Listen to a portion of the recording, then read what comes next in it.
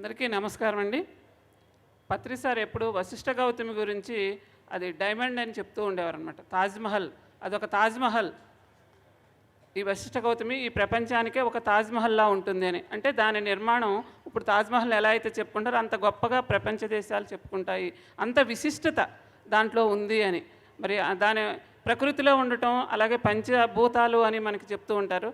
అక్కడ పంచభూతాలు ఏకంగా ఉంది ఒకే చోట. అంటే ప్రక్కనే జీవనది, ఎప్పుడూ ఎండిపోవడం అనేది ఉండదు. 365 రోజులు ఆ జీవనది ఉంటుంది అక్కడ ప్రక్కన.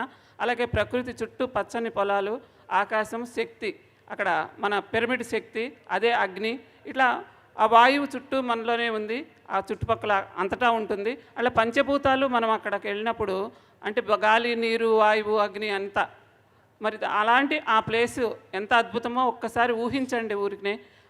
అలాంటి ప్లేస్కి మరి మీరందరూ వచ్చి మీ అందరి సంకల్పంతో అది తొందరగా నిర్మాణం అవ్వాలని మీరందరూ మీ లోపల ఒక గట్టి సంకల్పం, ఒక సమాజం దాన్ని పాజిటివ్గా ఒక సంకల్పాన్ని, గట్టి సంకల్పాన్ని మీరు అందరూ ఇవ్వాలని, ఆశీర్వాదం ఇవ్వాలని మేము ఈ ట్రస్ట్ తరపున మిమ్మల్ని అందరినీ విజ్ఞప్తి చేస్తున్నాం. త్వరగా దాన్ని పూర్తి అవ్వాలని. పత్రి సారు దానికి ఆ సంకల్పం చేశారు ఆల్రెడీ.